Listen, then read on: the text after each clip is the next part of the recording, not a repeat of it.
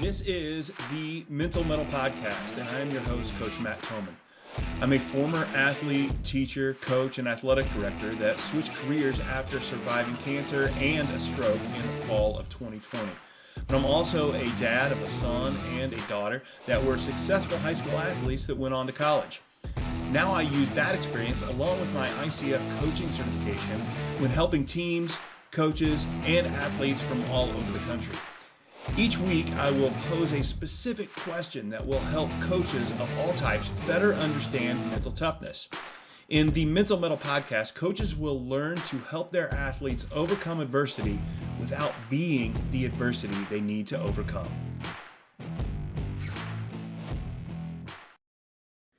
Mettle is a person's ability to face adversity in a spirited and resilient manner. It is a great skill to have for athletics and for life, but it is not something we are born with. If you want it, you have to forge your mettle.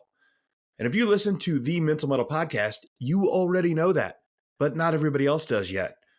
So help me out by ordering and wearing some sweet The Mettle Podcast gear. We've got short sleeve tees, long sleeve tees, and some super comfortable hoodies.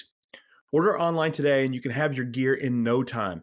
But the best part is that every order helps support the show and helps me spread the message that mental toughness is a trait that can and should be built.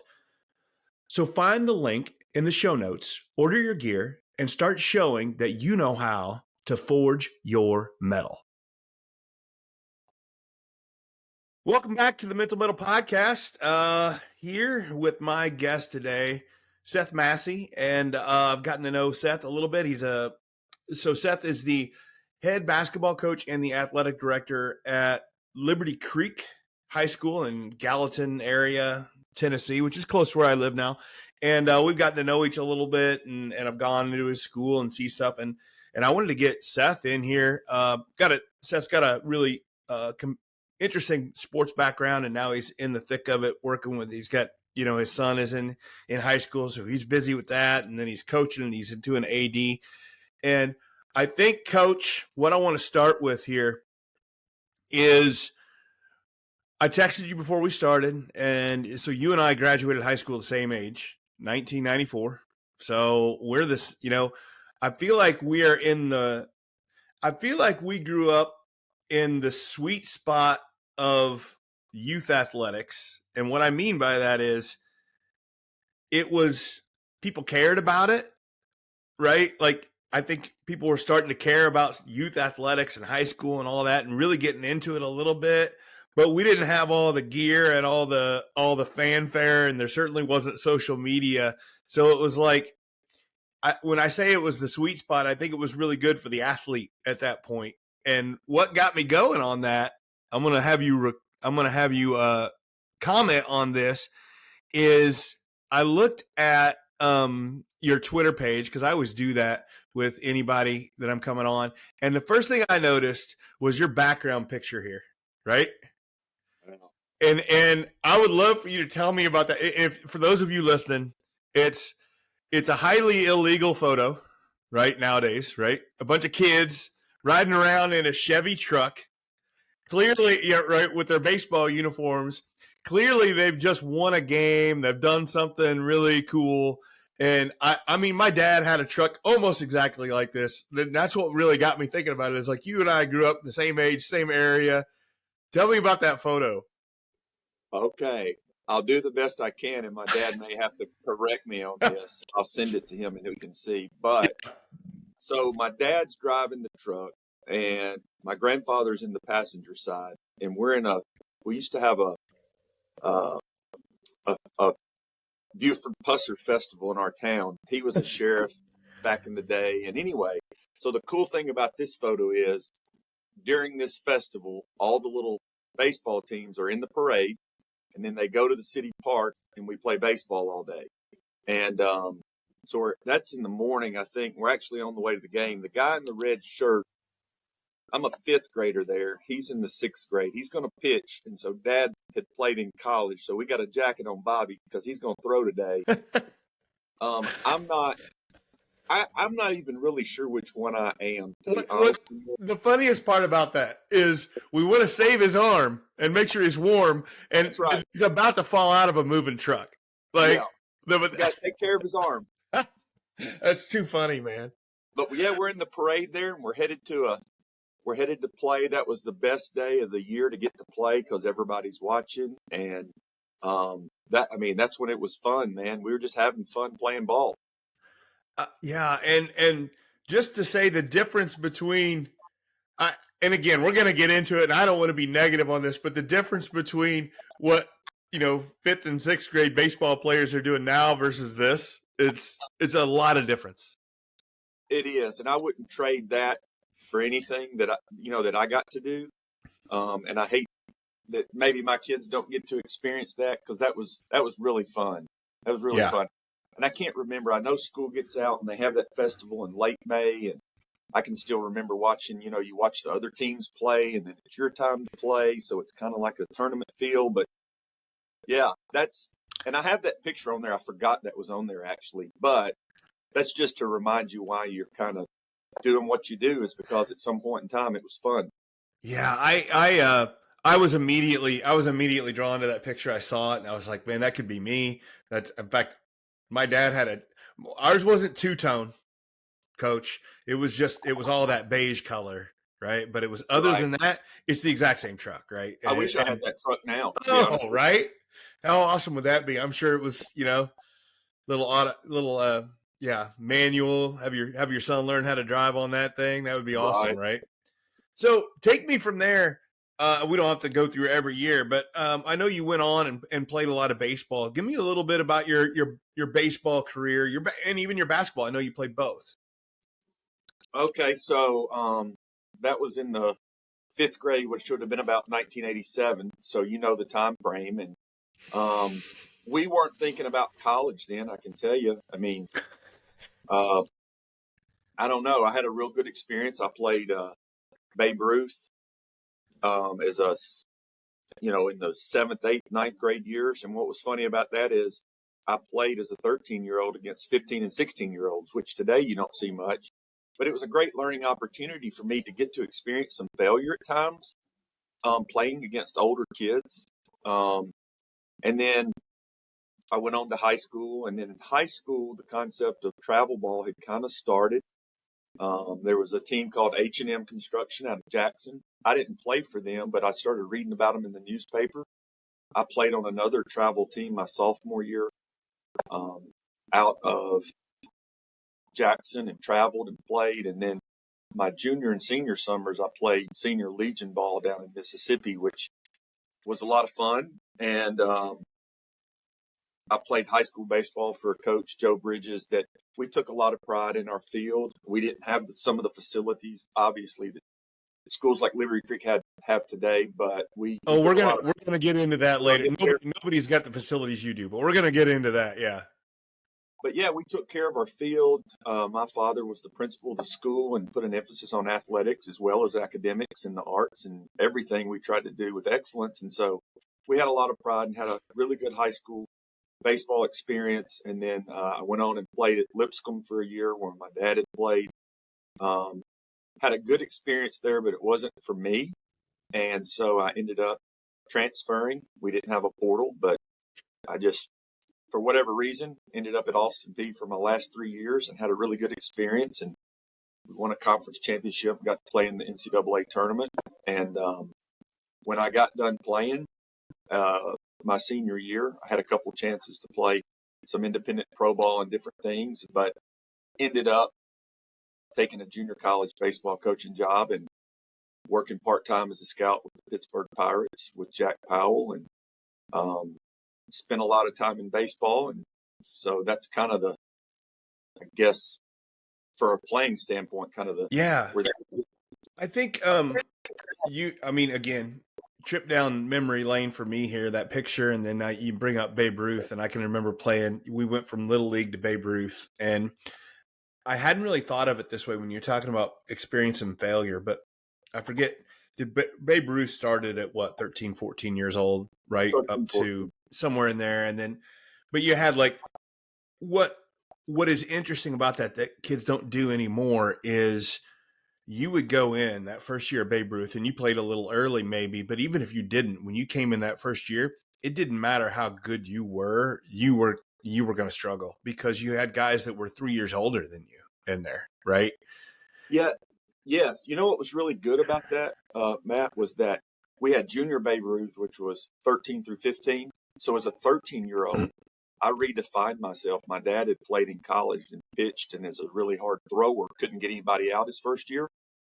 And so I learned to throw a changeup that year as a 13-year-old and had some success learning how to pitch instead of just throwing hard like I did in Little League. And so it forced me to do that. And when I got to college as a freshman, I think I knew how to pitch instead of just throw. I think that's what I'm saying, that we're going to talk about a lot of this stuff today, but I think that's one of the first points is that kids don't do that anymore. You just play with your age level, right? And I can remember that. I can remember you'd finish and you'd get done with Little League. And yeah, if you were one of the older kids, man, you're just throwing gas, and half the kids you would face were 2 years younger than you, and they're just not going to hit it, right? But then the next year, like now you're the youngest kid, right? And then you're out there trying to pitch, and the mount, and it's further back, and everybody's older than you, and you're like, what am I, like, everything I thought I knew about myself and my pitching is now it's completely different. And when you said I got to experience some failure, that's just the perfect way to say it, that I don't think we put kids in as much anymore today. I would agree. And I think a lot of that has to do with society's view of failure. If you look at social media, everything's great. Nobody puts their failures on social media. And so if you live in that world where you're looking at those things, everything's great. But that's not reality, No, it's nowhere close to reality, right? It's yeah. And I think that, yeah. And we get so worried about, we have to, and I think that ties into how important it is to want to win, because it's like, we got to have that next post. We got to have that next piece of information or evidence that our kid is the best, that our team is the best. And it's like, it's not the best for them. Right. Right. So, Austin P, you go and you play there, then you bounce around and you do a little bit of scouting with the Pirates and doing stuff. But then you finally had to come to real life and start coaching, right? Right. When did that start? So when I was finishing up playing, I guess that was summer of '98. And then I needed to get a job. Well, so then I was at Columbia State Community College with Coach Painter for '99 and 2000. I finished up my school '98, '99, and then I went to Columbia State and coached a year there. It was a great experience, but didn't really pay the bills, and I was getting married. And so I took a job through baseball to go to White House Middle School, and I was going to be able to coach basketball and then high school baseball. But because of the middle school, high school scheduling at that time, it was very difficult for me to participate in. I was in class when they were starting practice and things. So I coached middle school girls basketball. And when it came time for baseball, I couldn't make it work. I'd coached in the fall, and I'd fallen in love with baseball. And as a first year teacher, I just couldn't do the baseball. There was a really good coach at White House named Tony Long, and he was great. He understood. And that was kind of the end of my high school baseball coaching. Yeah. So your first gig is coaching middle school girls, right? Mm-hmm. And you go from, playing at Austin P to doing a little bit of independent stuff and scouts to middle school girls basketball, right? Different world. And it's a good experience for learning how to coach, I'm sure. It was great. I did the girls for 4 years, and the second 2 years there. So I was at White House Middle for 4, and then the second 2 I did girls and boys. I coached both those teams. And when an opportunity came at Station Camp, my principal really encouraged me to go. I did not want to go. I was totally fine doing what I was doing. but he played a big role in that, and went to station camp from that point. But back to the middle school girls, I think that was a really good opportunity to get started and teach and coach, and I wouldn't trade it, but it was different. Yeah. It was different, but it was good. Yeah. So you really haven't ever coached any high school baseball? When I student taught, I did at Clarksville Northeast. Okay. But you played my oldest son's travel team. I coached with them a lot. Gotcha. Growing up. So you've coached a lot of so most of your coaching is done with basketball. Basketball since 2000. Okay. And I'm assuming you played a lot of basketball in high school as well. I did, and some of the best experience I had in high school were through basketball. We played in a couple state tournaments. My dad had been the high school coach from the time I was born, I think, until I was 4 or maybe 5. At least 4. I grew up in the gym. My mom played the organ at the games back then before we had, the music that we have now. Yes. And so I grew up sitting up there on this little stage with her. I wanted to be a drummer because she had a drummer with her. Yeah. And just running around the gym, I guess in my earliest, primitive years.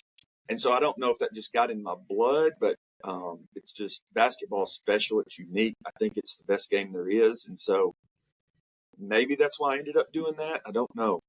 But yeah. No, it's interesting to hear. Like you went and played college baseball. You were a pitcher, but you're talking about how special basketball is, which is, I'm a basketball guy. I played baseball and basketball too, but I just love, I agree. There's something about being in a gym. I just love it and spending a lot of time there. Yeah. Same. And I like baseball, but I love basketball, and it's a really good game. It's, you just have so many more opportunities to contribute. If the ball's hit to you at shortstop, there's only 2 things you can do. You can make the right play or not. You either get them out and field the ball and throw them out, or you don't. And in basketball, you may not even touch the ball, but you can positively affect the game. So yeah, I've always enjoyed that piece. Well, that mentality probably explains a little bit why when you did do baseball, you like to pitch. Yeah, because you have the ball in your hand. Yeah, you get you have the ball, and so. And all you can do is make good pitches. And I learned later as I was getting done, your job's to simply make good pitches, quit worrying about really anything else, and simplify it. And just, this pitch has a life of its own. Let's make a good pitch, and then let's get the ball and clear it out and start all over and do it again. Yeah. But, if you're in the field or hitting, Matt, that's hard to do sometimes, Oh, well, there's a reason why we've got that image of that, 10-year-old kid in right field picking daisies, right? Because it's like, yeah, there are long stretches where they don't do anything, and a kid's attention span is only so much, right? Right, and that's where the mental piece comes in. What you're doing so important is because if you had a poor at bat, now you got to go stand in the field for the next 3 innings, probably before you get another at bat, and then you may not get a pitch to hit, and there's just so many things at play. I will say baseball's the hardest game that I've been associated with. It's a team game with individual performances, right? And and that's and I think there's a whole lot of mentality that goes with that, or a whole lot more opportunities to struggle. You have time to think, hitting especially. You have time to think about, okay, I'm two away from up. I'm in the hole. I'm on deck. I'm up. And you got a lot of time to think about that. Basketball game, things can happen faster, and you don't even have to think about it too much. You don't have a long time to. Well, you don't have a long time to think about this missed shot because we need you back on defense, getting a stop, and then, oh, look, you got a rebound, or you took a charge, or you were in position and gave help. You can immediately replace a missed shot with a positive, and it's just such a flowing game that the opportunities. You don't have a long time to sit around and think about an at bat or a missed shot or a botched defensive coverage. Mental coaching is driven by a passion for sharing knowledge and experience that will allow athletes and coaches to grow, play, and live in a positive way. We offer a range of coaching and professional development services. First and foremost, we offer individual mental coaching for athletes, and it's easily the most efficient and effective way to help athletes replace fear and anxiety with positivity and confidence. Mental coaching has helped middle school setters to high school lacrosse middies to D1 offensive linemen. If you have an athlete that needs to improve their mindset in athletics, mental coaching is the answer. We also offer team coaching, which uses the same concepts as individual mental coaching, but applies them in a group setting. Team bonding outings are great, but they do nothing to address the thoughts and feelings that can derail a team. Team coaching does address that, and it's a great option for helping your team grow. Finally, mental coaching offers social, emotional learning, professional development programs for educators and coaches. There are self-paced online programs, there are virtual coaching options, and even in-person seminars available. This PD will help increase the mental health of your staff and eventually your student athletes and the culture of your school. All of the mental coaching programs have the same goal. Our mission is to help athletes and coaches develop a resilient and spirited mindset that will help them confidently face any obstacles or challenges they seek, regardless of their situation. If you would like to see the same in your athlete, your team, and your staff, contact Coach Thomann for more information. Yeah, and I think that basketball lends itself to those possibilities or those opportunities, but not everybody does it. Right? Right. Yeah. So you spent how many years at Station Camp head coach? So I was there 04-05 as an assistant, and then I was there 18 years as the head coach. Okay. So several years there, and I know you had a fair amount of success there, right, as well. We had some really good players. Most of the time when you have success, it's because you have pretty good players, and but had some good players, and was fortunate enough to stay there for a long time. And Station Camp's still pretty special to me. Got a lot of good friends there, and spent a lot of time there. And then obviously the players that came through over those years. Yeah, and then you get pulled away to Liberty Creek, a brand new high school in a very growing area in Gallatin, just north of Nashville. That the whole metropolis area is just blowing up. So it's literally a high school that was just created to fill the need for a growth, right? Right. So you move into this Liberty Creek, and I remember you telling me you weren't really excited, really weren't sure that you wanted to do it. Well, when you stay, I probably stayed at Station Camp too long looking back. I just needed something new and exciting and needed to kind of recharge some batteries. And it was a great opportunity here to kind of start from the ground. And I think that's a good point. I want to bring that up because coaches say that all the time. They're like, hey, I've stayed around too long, right? You see some coaches that stay at a high school for 30 years or something like that. But I think a lot of coaches say, I've just been here too long and it's time to move on. For a new coach or coach who's been around for a little bit, whatever, what are you talking about? Like, what do you mean by that? How do you know when it's time to, hey, move on, that I'm not? Yeah. Well, I didn't know it at the time. I mean, I've only been at two, if you don't count the year of junior college baseball, I had only been at Station Camp or White House Middle and then Station Camp. And so that's a good question. I didn't know it at the time. I think looking back in retrospect that I'd stayed too long. You hear these coaches sometimes saying they need a new voice. I can't remember who I heard say that recently. Somebody recently. Oh, Nick Saban. I think it was. Or somebody was saying they need to hear a new voice. And I just think probably that looking back, I don't want to say I burned out, but just, you got to stay moving and stay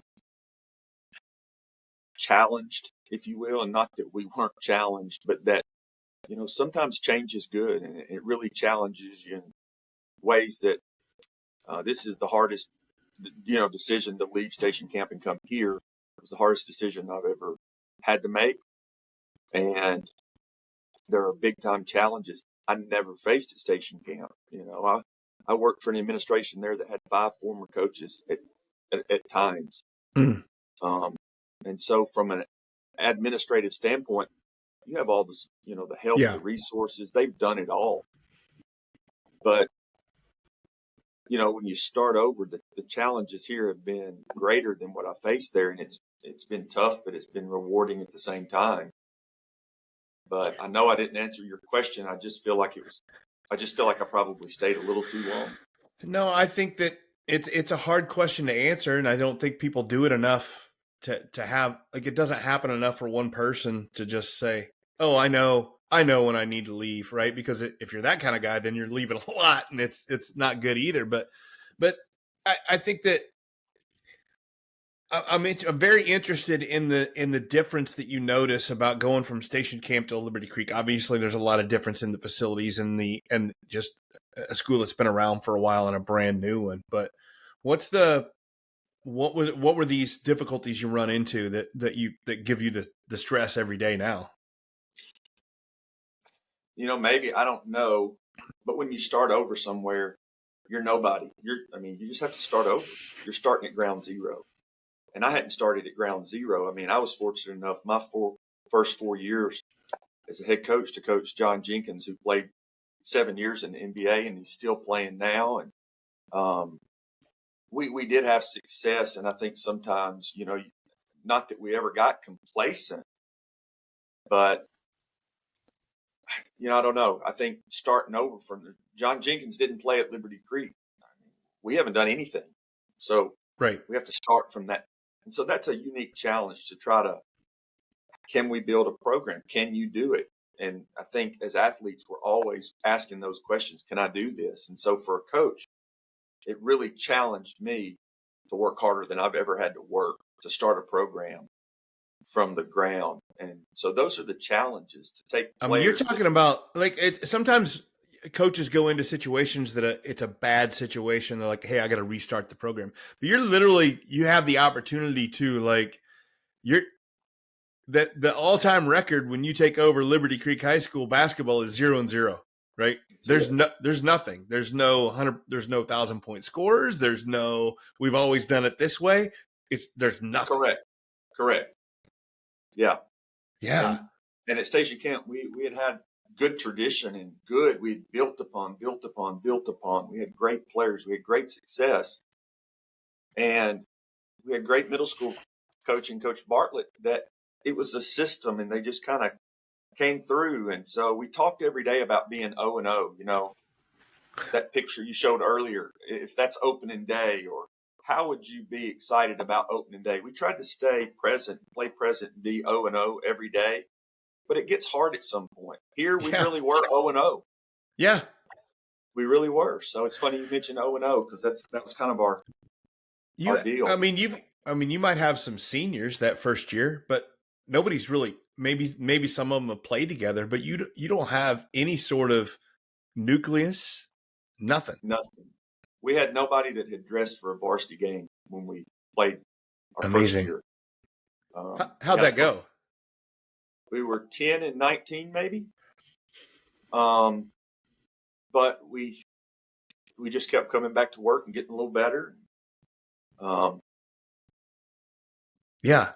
Yeah. And give yourself a, I know you'll be critical here, but how do you feel like you've done building a brand new program? Oh, me. I don't know. I'll be able to look back one day and tell you I'm proud of where we are at the time. We've had some success on the court this past year. We won more games. I do know this, that first year, every one of those 10 wins was tough and hard. 2 of them were buzzer beaters. I'm as proud of those 10 wins that year as I was of 20 this year because they were so hard to come by. And again, like so much of what you deal with, the failure, not letting it define you, keep coming back to work and having little successes. Those 10 wins that first year, and they were tough. Yeah. So you're in year 3 now, right? Next year will be year 3. We Year wrapped up 3. year 2, and we're starting to prep for year 3. So you went from 10 wins to 20 wins? 10 to 20. Hey, you're not going to have that kind of progress this year. We're not going to win 40. That's what I'm saying, right? So, yeah.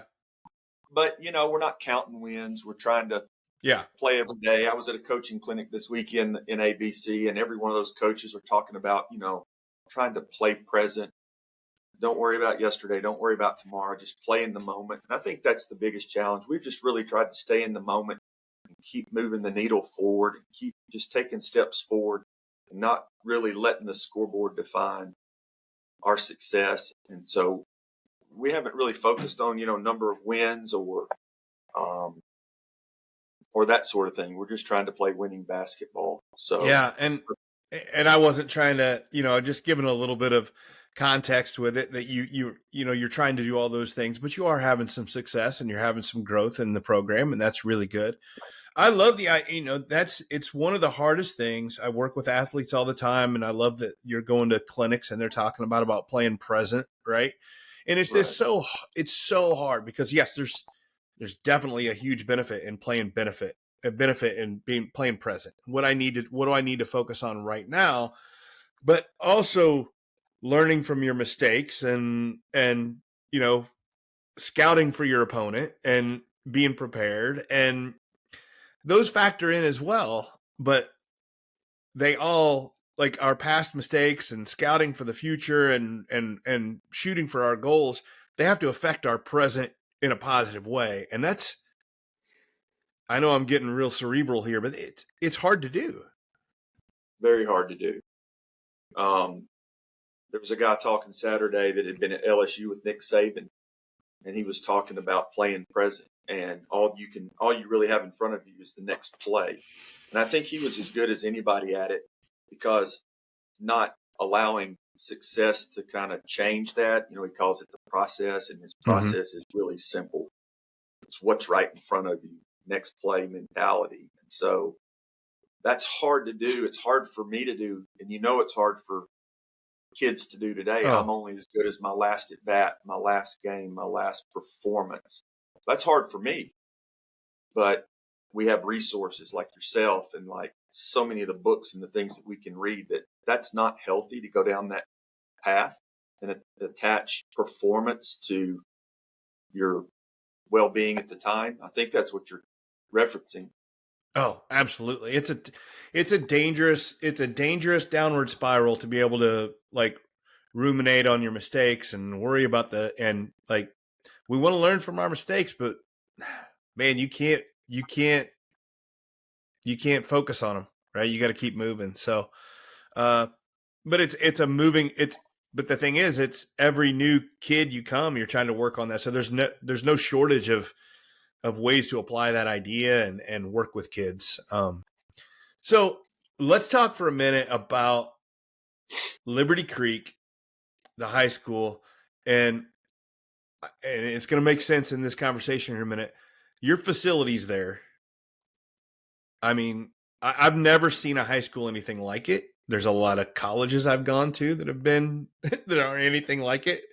A kid could get out of your high school and go play to a decent college and have facilities that are nowhere close. And they could even go on to play pro ball somewhere and not have facilities like you have at your high school. And I'm not exaggerating that at all. Tell me about those facilities and how you think that factors into a player's mindset, good and bad. I guess we're being transparent and honest on this show. I already know how you feel, so you might as well tell me. I think those things are great. I've spent years at schools where people were trying to work and raise money and do things to be able to have the opportunities that our students have. And it can be frustrating at times if we have coaches or players that take that for granted and become entitled to that.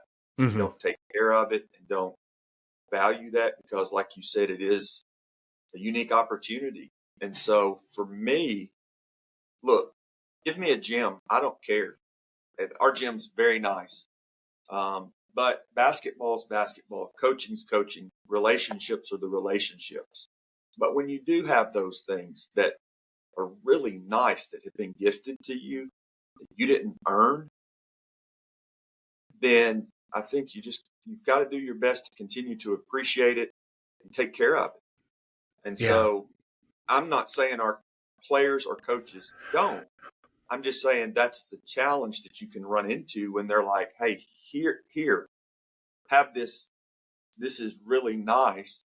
You didn't do anything to earn it. You can go spiritual on this, I guess, but here's a gift. Yeah. I appreciate it, right? So I have to remind myself all the time that we do have really nice facilities, and what are we doing to take care of it? Yeah, and I think that's what I'm trying to figure out is like if you have these facilities, and we're talking basketball, but your football, your baseball, the entire facility is just phenomenal.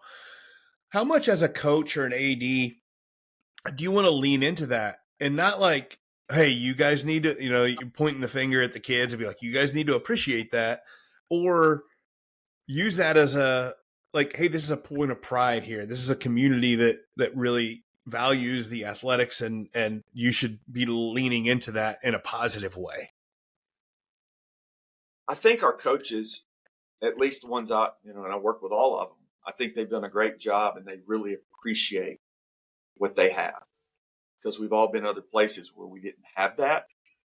But I don't know the answer to your question, because it's a unique situation I've never been in. Yeah. To have everything ready day one. Yeah. But I do know this. I do know everybody doesn't have it, and we need to try our best to take care of it, to instill it in the players. I just think regardless of what you have, you can take care of and show pride. And I guess I learned that from my dad at the school I went to, where he was the principal, from my high school baseball coach. We took a lot of pride in our facilities. And so that's something I think is important, but I've never had it ready-made when you walk in like Liberty Creek. Yeah. And then we all know the benefit of having players that are gritty and tough and stuff like that. And sometimes crappy situations 100% lend to that. Yeah. And you do not have a crappy situation there. And I don't know how you get what I'm saying? Like, how do you, at some level at a coach, you want to foster that and you want to develop that, but it's hard to do when things look really nice like that. Right. You don't want to be that kid that's had everything given to them their whole life, and then they have to get in the real world and work for something. It doesn't work that way. Yeah. So we've got to try to continue to find ways to help challenge our students to work, to maintain, I don't know the answer. I know you probably don't have the answers, and I'm probably putting more on your mind than you're giving me back. I get that. I feel like I'm quizzing you here and you're trying to figure it out, but it's just an interesting idea, because we go back to that picture of that kid riding in the back of the Chevy truck, right? And I had somebody not that long ago interview me and ask me about my first ever athletic practice, right? When I was a kid. And I thought, what a great question. And I can remember, I'm like, well, I guarantee it was a baseball practice, because that's what you did first, that young. Right. And I'm like, I guarantee I wore an old pair of jeans and a pair of crappy old tennis shoes. And they're like, what do you mean jeans? I'm like, we're not going to, I just wore a pair of old work jeans that I've been wearing all day, and we just put on an old pair of tennis shoes, sliding all over the place, right? And we probably all shared one bat and one helmet. Yeah, that's it. I think we had 3 helmets. Go ahead. I think we had 3 helmets, because, you have your own deck batter and you got the guy in the hole. So sure, coach carry the sack with the helmets in it and the catcher's equipment. Oh, absolutely. Remember that? Yeah. Oh, absolutely. And then you would, I practiced and played my whole first season in blue jeans. Yep. Wore a belt, like a leather belt with a belt buckle. Yeah. And a t-shirt and a trucker cap. Yeah, absolutely. And I remember we got that first t-shirt. Mine was sponsored by the local Coca-Cola distributor, man. I was like, are you kidding me? This shirt says Coca-Cola on it. It's got a number on it. And that was that was everything, man. You can't make chicken salad out of chicken feathers, or perhaps you've heard it or even said the other version. Regardless, good coaches should not blame a lack of success on the players they get to coach. It's a lame excuse, and I'm sorry if that ruffles your feathers. But it's your job as a coach to develop your players. If your athletes lack skill or mental toughness, it's your responsibility to develop it. But how do you make today's athlete tougher without risking breaking them? Well, Mental Metal Coaching now offers professional development for coaches, explaining how to do just that. The program is called Ember to Inferno, Building Mentally Tough Athletes. It teaches real tools and tangible methods that are proven to increase the mental health and toughness of athletes. The program is available as an in-person seminar or as virtual small group coaching. Don't wish for mentally tough athletes. Build them. Contact Mental Metal Coaching today. You know, the thing, Matt, that I think's interesting, how do we take today those things that we had, and we had good experiences playing, to the kid today that pays how much ever to play on their travel team and shows up and there's a stack. We got 5 different uniform tops and, all these combos. And I don't know. So we're missing something. We've lost some of that you're talking about there. Well, it's hard to. So what's interesting, you got a kid that's playing. I know your son plays some AAU basketball, right? And so I know you're probably in this, and I'm not knocking it. You know how I feel about it, but there's good and bad. But you're going to travel. You're going to go to Atlanta. You're going to go to Orlando. You're going to go travel and play at all these, and then, right. And that's cool, man. Right? You got the bags. You're playing. People are watching. College coaches are watching stuff, and I think that then you come back and you're playing a game in January, it's cold, and you're driving over to Gallatin to play a game. It's hard to get a kid to want to be hyped up for that game when they're like, I've been playing in Atlanta and now we got to go. You get what I'm saying? It's hard to get. I feel like it just diminishes the whole process, the whole process a little. The old coaches talk about when there was just pickup basketball. If you lose, you're out and you have to sit and wait to get picked back up, right? Yeah. Well, now when you're dealing with AAU, you're going to play X amount of games today, X amount of games tomorrow. You're going to play so many, you lose you could lose the competitiveness from, well, I'm playing again at 2:00 or 4:00. We're back when we had pickup. When you lose, you're going to have to sit a minute before you get picked back up to get on. So there's that element. Drew plays travel baseball too, so that one's a little more. They play on better fields and facilities than they're going to play on in high school. Mm-hmm. The good thing about the AAU is the only people in the gym are families and whatnot. The high school basketball community involvement, the gym, the January game you're referencing there. You're going to have cheerleaders. You're going to have a crowd. It's going to be close to home. So that still is unique and special. Whereas in the travel baseball, maybe not so much. Yeah. No, it's just such a different system than it used to be. And I don't want it to be here 2 old guys complaining about the way things are, because I've said this on this podcast a lot and I still believe it. I don't know if you're going to admit it, but my son is a whole lot better at athletics than I was. And the whole system is like, the kids now can do things that are just, it amazes me. So I can't knock the entire system. No, athletes are bigger, stronger, better. Both my boys are better than I ever was. But we have so much more now with nutrition, with instructional videos, with the internet, coaches. We have so much more, and the kids are bigger, stronger. But I don't know if they're as tough. I don't know if. I don't know. It's a different. It's interesting. It is such, with what I work with and what I do, it's a hard thing for me to reconcile and understand. When we talk about kids are bigger, faster, stronger, they can do more things, they can do all these things, but then we turn around and say, well, they're not very tough though. Well, okay, but those things didn't happen by accident. They're putting in time, they're putting in effort, they're lifting more, they're doing. So I don't know how much of it is nostalgia, Coach. It is. They're pretty tough. the kids today are tough. We have tough kids here at Liberty Creek. Those kids are as tough as kids were when I was a kid. So I'll take that back. You'll probably edit that out. No, I don't want to, because that's what people say, and that's the idea. And I say it all the time. Well, kids aren't tough, and I'm like, wait a minute, they don't just get that much better at everything without putting in time and effort. The kids that I coach are so much more emotionally intelligent than what we were. It's not even funny, They are so, I'm amazed at how they can stay composed and in the moment. They do a great job with that. So that's not really fair to say. I just think, in line with what you're talking about, there's the positives today outweigh the negatives. We would have loved to grow up and play and have the opportunities they have. Sometimes I think I would have loved it, right?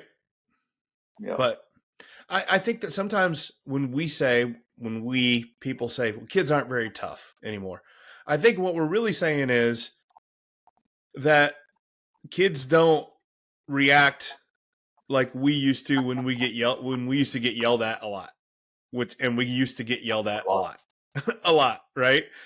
But I don't know how well I handled it. I know that if we didn't listen, we were going to get in a lot of trouble, right? Get smacked around a little bit.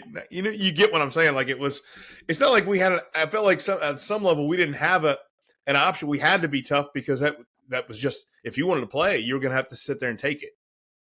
Right. But I don't know. Well, you had to figure so many things out on your own. Yeah. Today, if someone's not shooting, let's just use free throws, and they're not making their free throws, we have the ability to get on the internet as a parent. We all want to try to help that kid. We want to do things. Is it technique? Is it mental? We have so many tools but when I was in high school, if you didn't make your free throws, you didn't play. And coach says, figure it out. You got to make the free throws. Yeah.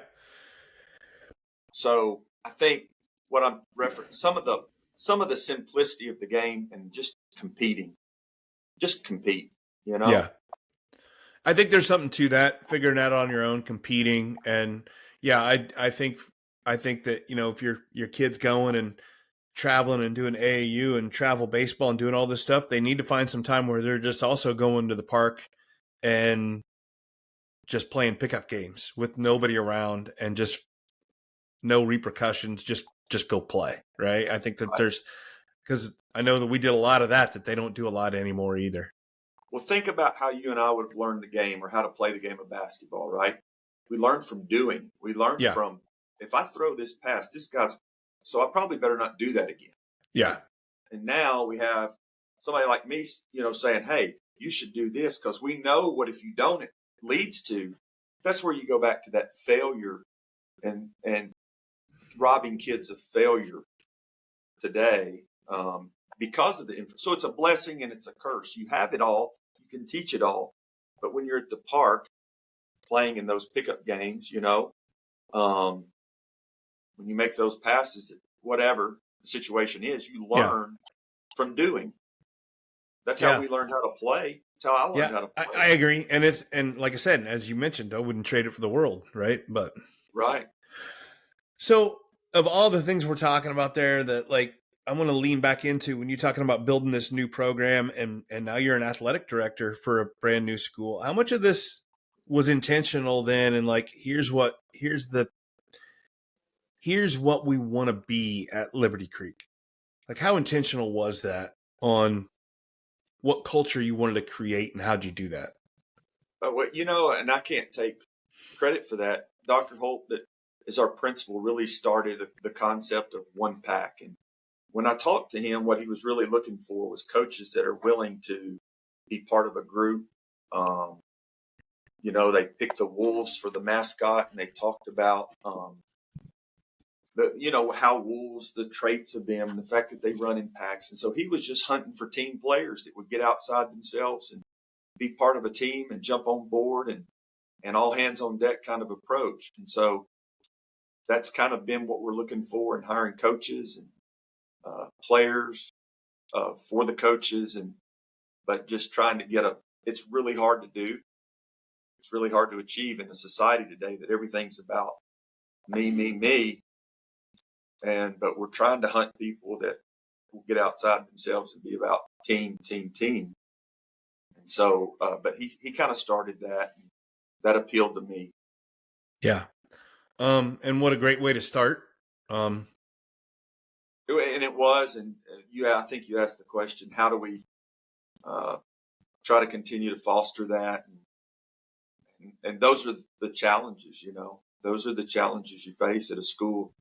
It's easy to start something. It's hard to maintain it. Yeah. Right. Well, and it's easy to put those ideas on a piece of paper and say, this is what we're going to try to do. And then when the rubber meets the road, it's a little bit different. And you get a grace period, right? You're like, oh, we're 2 years in, we're 3 years in. At some point, like somebody's going to be like, okay, is this really working? Right? And I don't know where that is, but you get a little bit of leeway. So,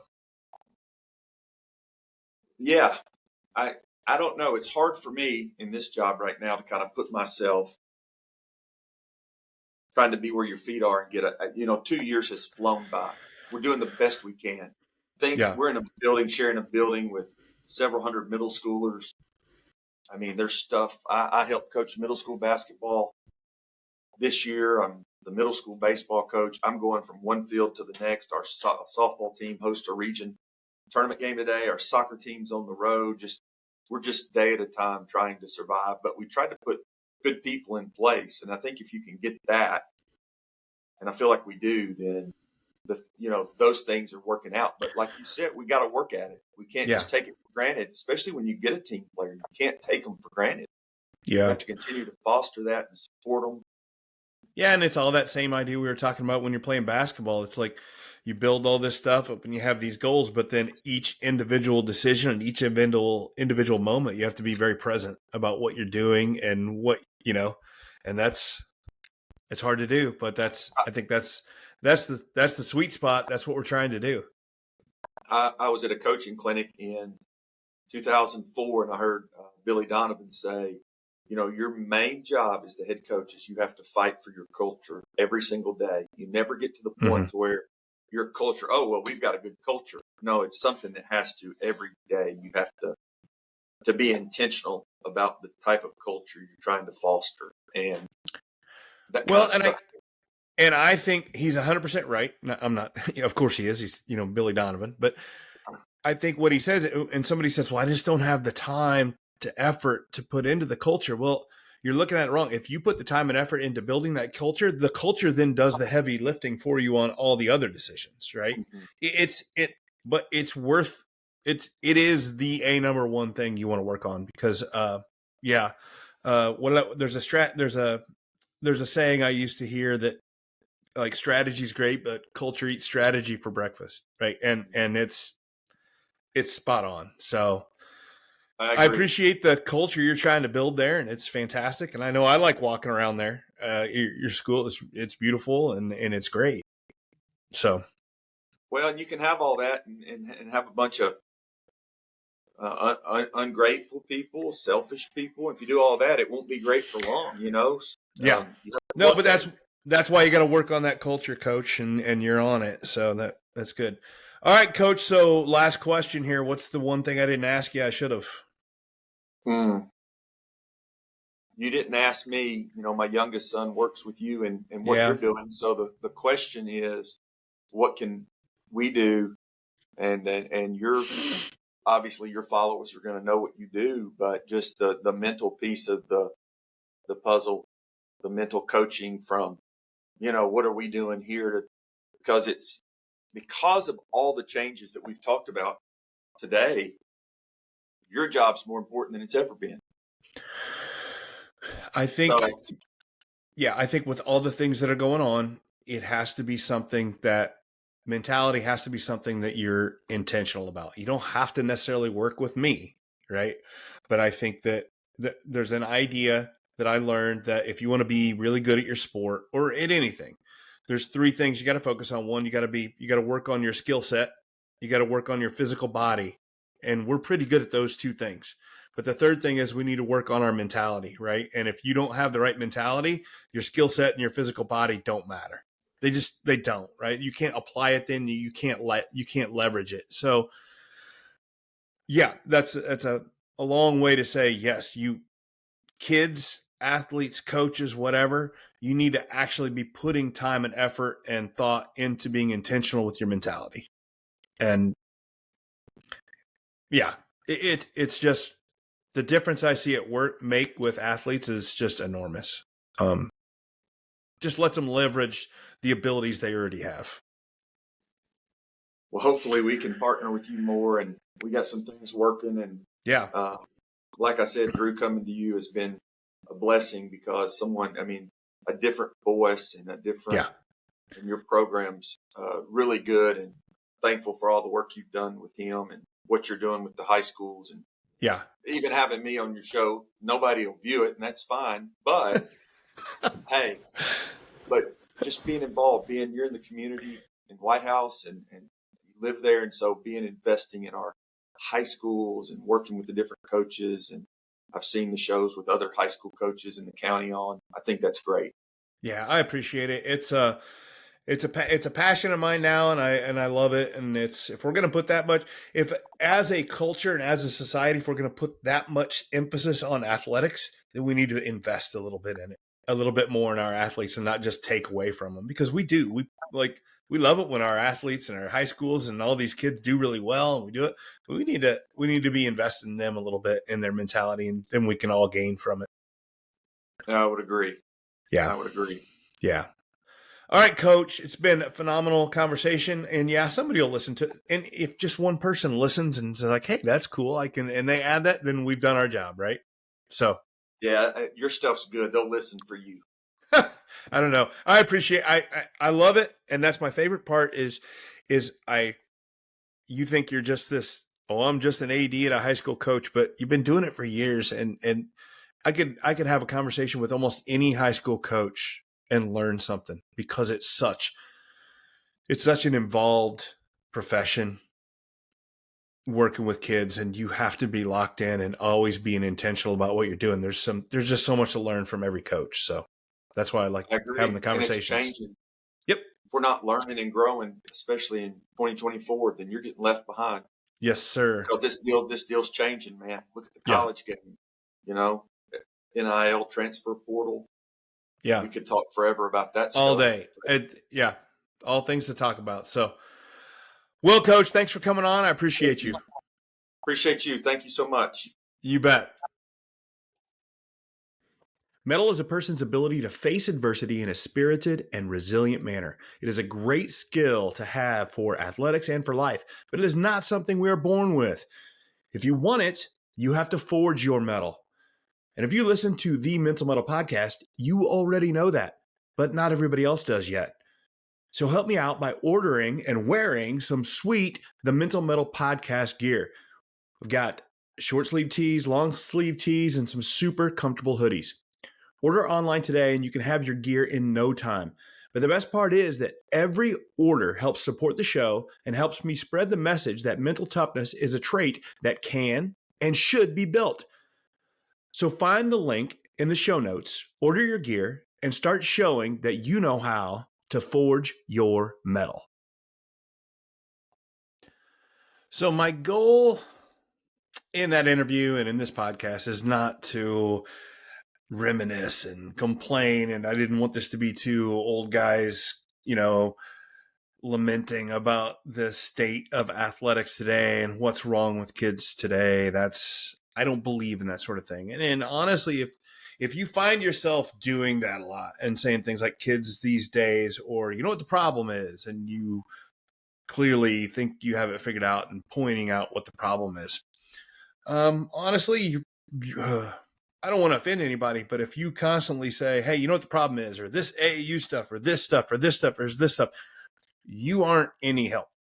You're just not, because it's not going anywhere, and it is part of the culture we've created. It may not be exactly what we wanted, and it may feel like a runaway train at some point that nobody's in charge, and it's just barreling down the tracks towards to we don't know what.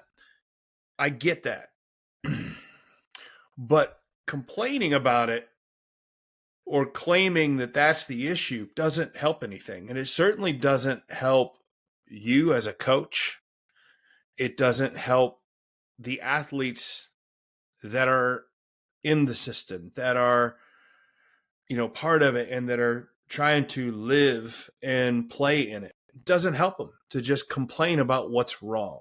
It just doesn't. And, whether it's the social media, whether it's the AAU, the travel baseball, having too nice of facilities and kids running around with, hundreds and hundreds of dollars of equipment at baseball, tournaments. I get all that, but it's not talking about it or complaining about it doesn't fix it. And there's a couple things. One, it doesn't fix the problem. It's here to stay. And two, we can't discount the fact that if you're listening to this show, you probably enjoy athletics, right? We can't discount the fact that it has created phenomenal sports.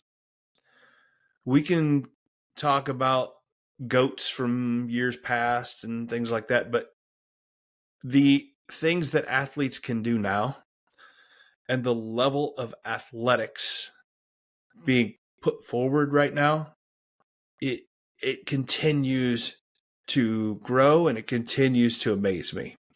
The things that kids can do now, they're bigger, faster, stronger. They can, if we do something as simple as looking at dunk contests, which I know that's not everything, but I'm just one microcosm here, is the ability, like things that a kid that would have won a dunk contest 20 years ago, I can name kid after kid after kid after kid that can do it.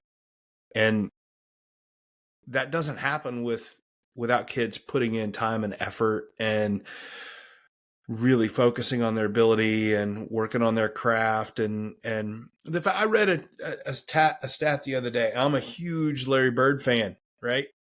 And I read that Draymond Green, I'm not a huge fan of just because of the way he operates and some of the things he does. I read a stat the other day that Draymond Green has more made more 3-pointers than Larry Bird. Well, no one would argue that Draymond Green is a better shooter or better player than Larry Bird.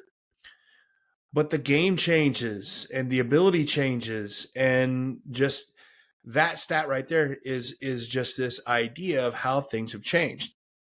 Point is, things have changed. They are what they are. It's creating phenomenal basketball, baseball, football, volleyball, whatever. And kids can do amazing things. And they are in this world. They are in this system. Our job as the adults in the room, the parents, the coaches, the athletic directors, our job is not to just say, oh, it's terrible, it's awful, kids are soft. And our job is to help them exist, to live, and to play in this world that we at least have some responsibility in creating, right? We're wanting to blame kids that have been alive for 15 years. It's not their system. They are in that system. Our job is to help them get through this system.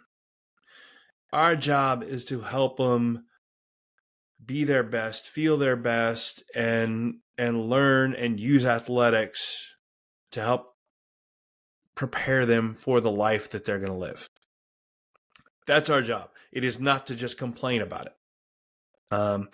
If that's how you feel most of the time, you're probably going to burn out because you're not fixing anything. If you're constantly beating your head against the oncoming train trying to stop it, you're going to lose. Now there are things that you should always should have non-negotiables, and I'm not arguing against that. There's things that you should stand for. There's things that you should instill. There's things that you should believe. Absolutely. 100%. You have to figure out what those are. So, and those things that you believe and want to stand for, you really need to make sure that they fit in the system that they are now, that we are in now. Because if you just say, I'm completely against, one of my beliefs is there is no social media and we aren't going to let kids do any of that. I mean, good luck with that, right? Because that's the system. That's the way it is, right? It exists.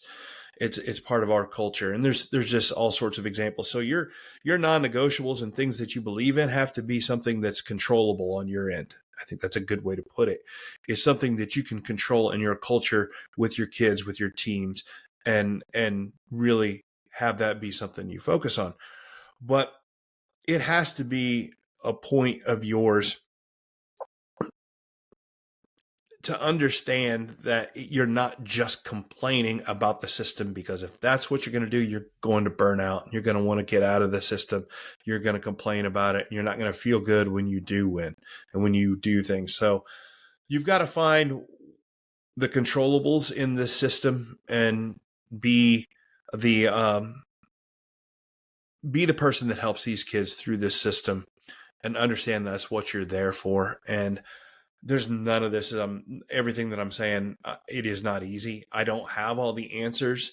I just know that things are changing. Things have changed a lot. It's progressing, and you have to at least adjust with it a little bit, or you're just going to want to burn out with it. And that's fine. If a lot of older coaches are doing that, or a lot of people aren't getting into it just because they can't handle it. But I think that the benefits of coaching and the benefits of wanting to do this, it's still there.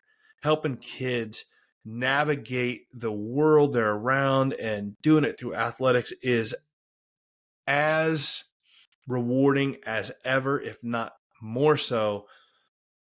But you can't just be beating your head against that oncoming train. You have to work with the system and help them do that, and realize what the system, realize what they're up against and what they have to deal with.